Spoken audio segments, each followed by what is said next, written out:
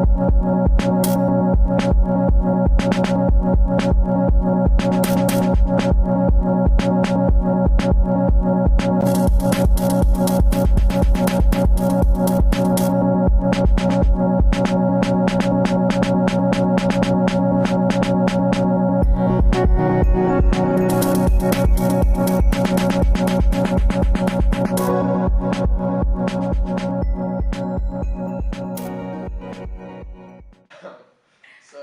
was wondering, you're kind of a music producer, DJ, and also a art major, graphic designer, visual artist, everything, jack of all trades. So I was wondering, how's your visual art related to your music? Yeah. Well, I think like visual incorporations with music are really important because it gives people context. And I think one of the fun parts about being a DJ in a creepy way is that you can like kind of control people's emotions and like change the vibe of a whole space. And so I guess I'll refer to the most recent like big project I did. It was a midnight show out on Reed Sidelon, and it was this giant paper iceberg that we projection mapped onto with different visuals, and then I did like a 20-minute soundtrack.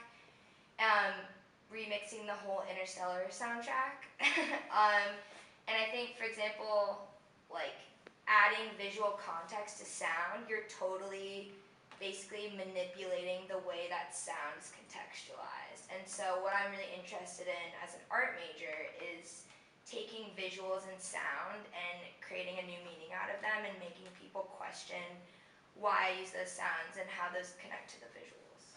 If that makes sense. What would be the perfect party to DJ for? Perfect For you. party. For me. Yeah, for you. That I would be DJing at? Yeah. Okay. Okay. Definitely a pool. Definitely a pool involved. Q's definitely drunk.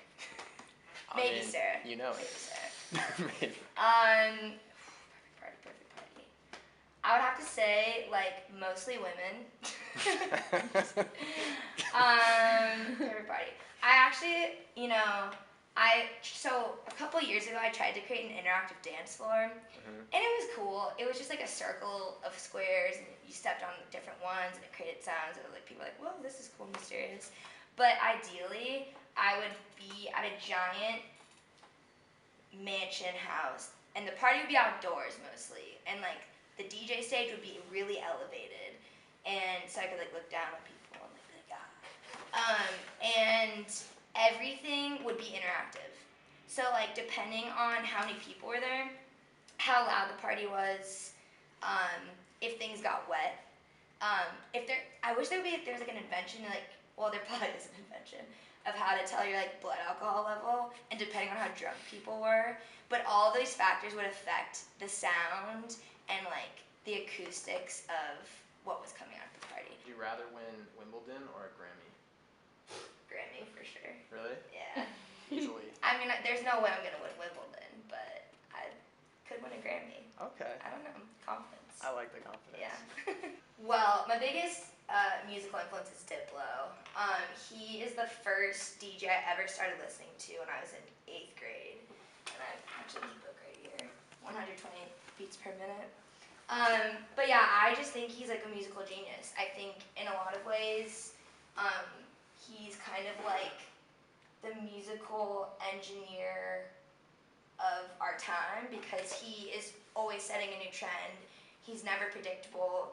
Like, I would compare him in a lot of ways to Kanye, in the way that he's like paving a path for a lot of new electronic artists. And I think he really sets this example that like electronic music is still really new in the world, but I think it gets really criticized by a lot of people that like it doesn't take skill, all you need is a computer, which is true, but I think the biggest thing that he emphasizes is about pulling sounds from the world around you and having this concept that you can take what you hear and again like recontextualize it and create these sounds that like you've never heard before. You like have no way of like dissecting like, oh, that's the sound of a bird chirping, because you mess it up so much in Ableton that it just doesn't sound anything like a bird chirping. DJ Rabbit House. DJ Rabbit House. So in high school, So I grew up in San Francisco, and then I moved to Marin, which is across the Golden Gate Bridge, for like a period of time. And then I moved back, ironically, 2 blocks away from my original house to this house where there was a giant metal rabbit head on the front of it. And when I was 15 and I was like trying to be cool, I was like, yo guys, let's kick it at the rabbit house. And it just kind of caught on. And I actually remember my best friend was like, yo, that should be your like music producer name. So it just kind of evolved from there. A lot of the creative process is self-deprecating and like talking shit to yourself, like this is stupid, why am I even doing this?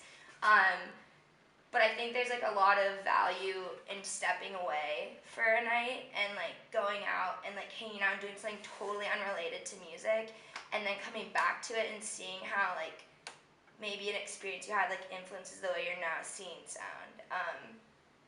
Yeah, so I feel like I also think that DJs and music producers feel the pressure to cater to what's like popular at the moment, and that's just like the totally wrong way to go, because you just have to pick a sound and not overthink it and just follow why you're creating that sound and what sounds go with that sound. But I think to say like, oh, I want to sound like Diplo would be a total mistake. Like he could be my influence, but my music might not sound anything like his. Would you rather have tennis balls for hands or be beatboxing for the rest of your life? Like, constantly. Probably tennis balls for hands. That would give me definitely an artistic edge that I don't already have. All of the things you do now artistically, you could not do. That's not true. You could. I could attach. See, what you're doubting here is creativity. You could make the tennis balls magnetic. You could glue fingers to it. I mean, I could, manipulate this so instead of 1 square doing one thing, I could make 4 squares doing things so it connects to my surface area. Beats by true. Did you get that? Did you get that? Oh, did you get that?